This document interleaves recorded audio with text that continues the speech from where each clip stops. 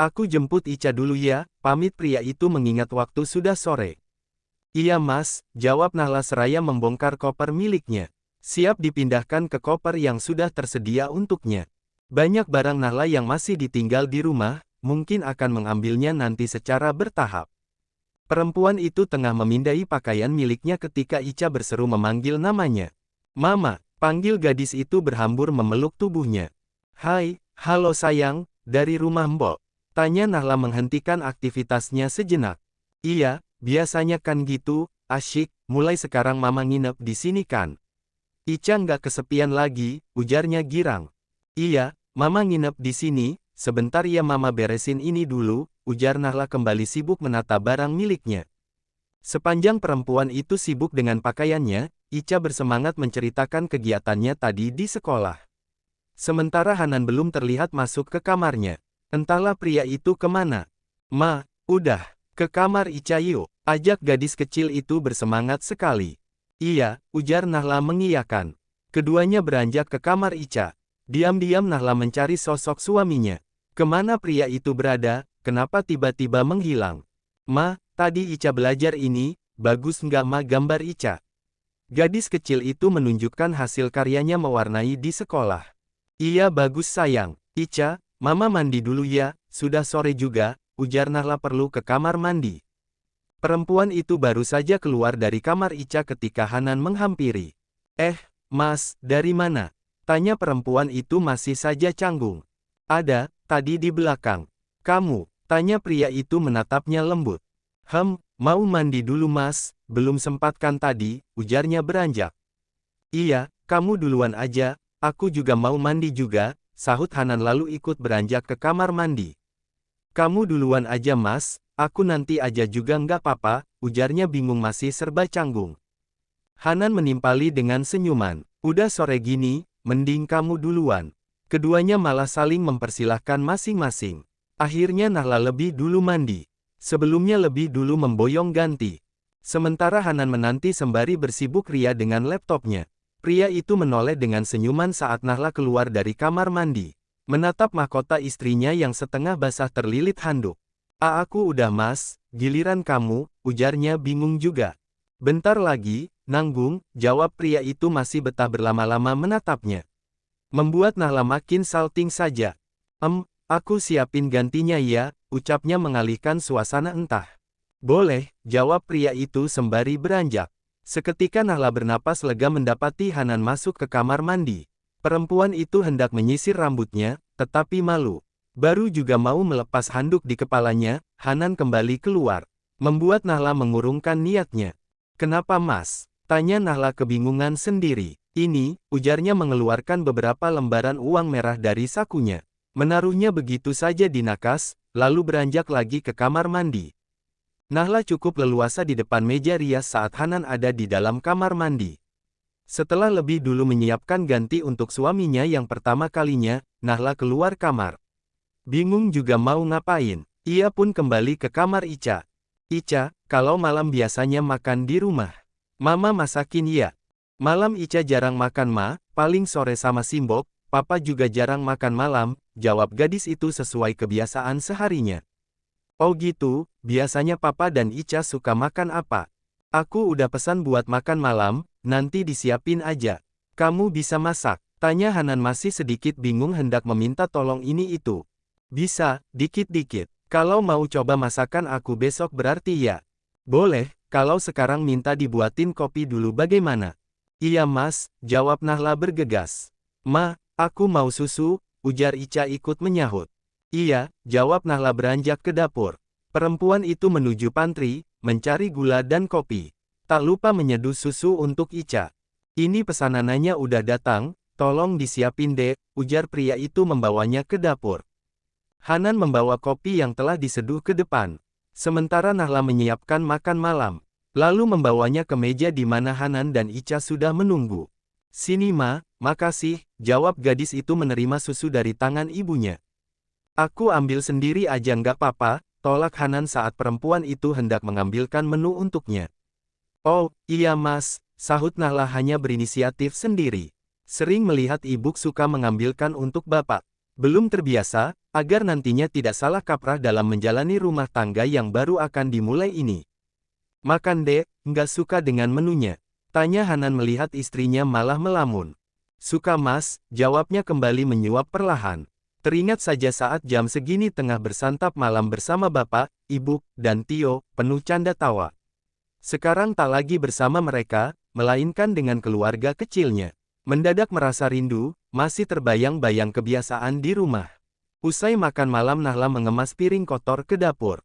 Taruh saja, besok ada Simbok yang beresin. Mending kamu temani Ica ke kamar, dia udah nungguin, ucap pria itu menghampiri Nahla yang masih sibuk di dapur. Iya mas. Nahla lekas mencuci tangannya, lalu beranjak ke kamar Ica. Aku tunggu di kamar ya, nanti nyusul aja kalau Ica sudah tidur, ujarnya beranjak lebih dulu. Nahla mengiyakan, menemani Ica yang malam itu berantusias sekali ditemani ibu barunya. Mama tidur di sini, tanya gadis kecil itu berbinar senang. Iya, ayo tidur, ujar Nahla sembari menina bobo putrinya. Jarum jam pendek sudah menunjuk di angka 11, niat hati hendak menyusul ke kamar Mas Hanan, tetapi perempuan itu malah bingung sendiri. Pindah nggak ya, duh, kenapa Mas Hanan nggak jemput aku juga? Lama berpikir, tanpa sadar Nahla ketiduran di kasur Ica hingga pagi menyapa.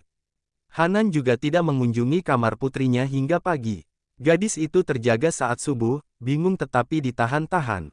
Udah bangun, tanya Hanan baru saja mengganti baju. Iya, maaf mas, aku ketiduran, jawab Nahla benar adanya. Nggak apa-apa kok, kamu bersih-bersih dulu, aku tunggu, kita jamaah subuh ya, ujar pria itu sudah siap menggelar 2 sajadah sekaligus.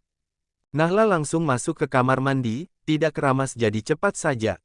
Bergegas mengisi sajadah yang telah digelar setelah memakai pakaian rapi. Usai sholat pria itu menghadap Nahla yang masih sibuk melipat mukena.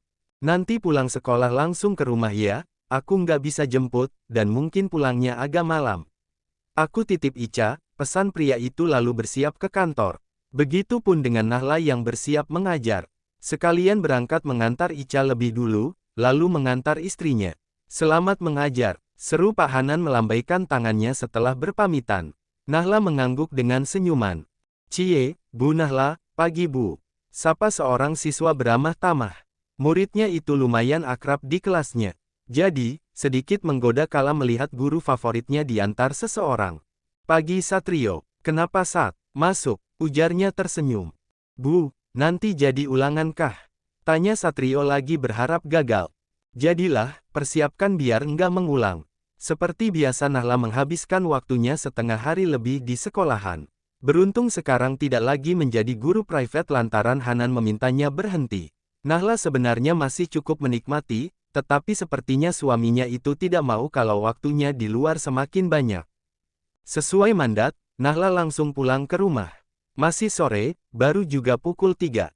Perempuan itu pulang dengan taksi, sepertinya besok ia berniat membawa motor kesayangannya itu agar bisa pulang pergi sendiri dan tidak terlalu repot.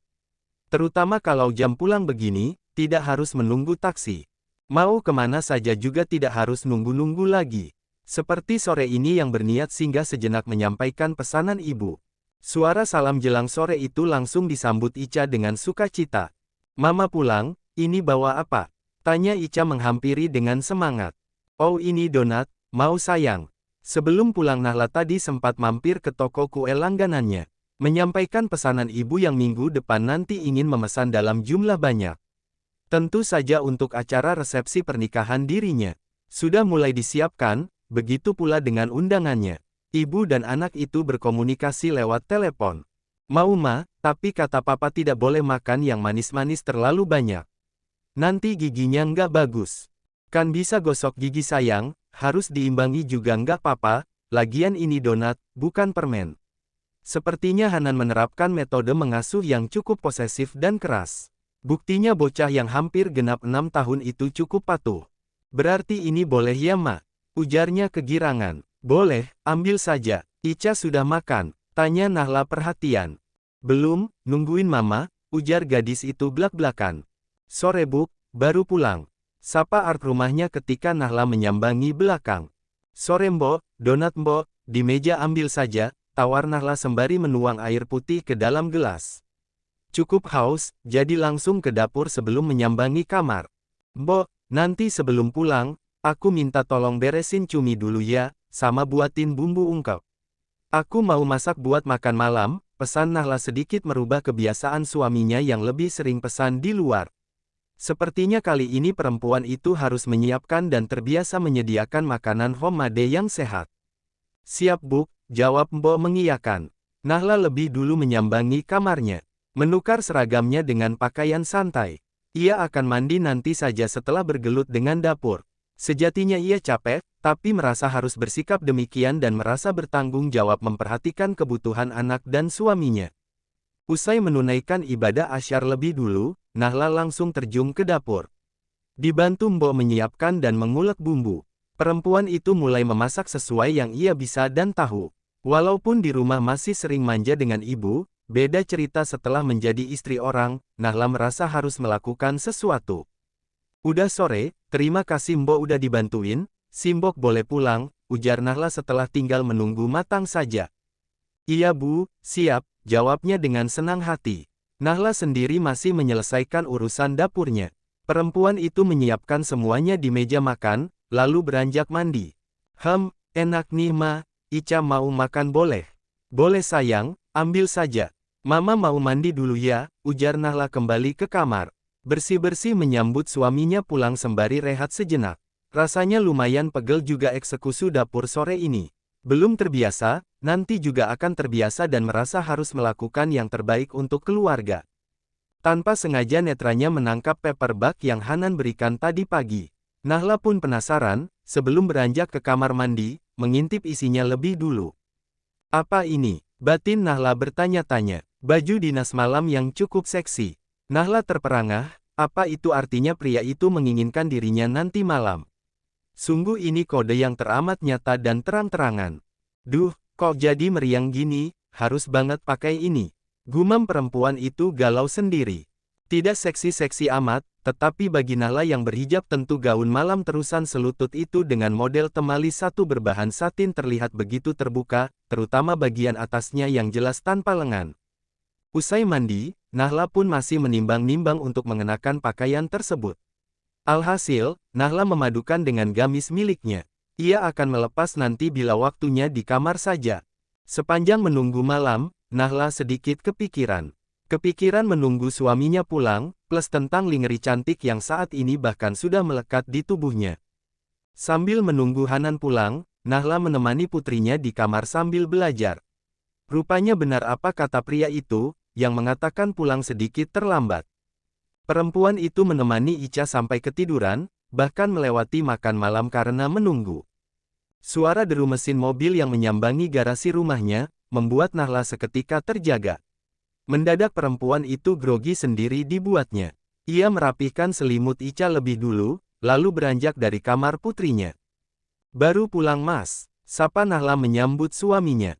Iya, jawab Hanan terlihat lelah. Ica sudah tidur. Tanya pria itu lagi memperhatikan istrinya. Baru saja Mas, aku panasin sayurnya dulu ya, sudah dingin. Pasti belum makan kan? Kamu masak? Tanya Hanan melihat menu di meja. Iya, kita makan malam setelah kamu mandi, nanti aku panasin karena sudah dingin. Sebenarnya Hanan sudah makan di luar, tetapi demi menghargai istrinya yang sudah capek-capek menyiapkan untuknya, tentu pria itu mengiyakan. Hanan langsung masuk ke kamarnya. Sementara Nahla lebih dulu memanasi lauk dan juga menyediakan secangkir kopi. Tanpa diminta, perempuan itu inisiatif sendiri saja. Sementara Hanan menilik isi paperback yang tadi diberikan untuk istrinya. Sudah tidak ada di sana, tetapi kenapa Nahla belum juga memakainya? Apakah perempuan itu belum siap menyambutnya malam ini? Mas, itu udah aku siapin, mau makan sekarang. Nahla memanggil ke kamar. Sesungguhnya ia sudah lapar, demi menunggu pria itu Nahla belum makan sedari sore. Hendak mendahului tadi, tetapi merasa kurang sopan.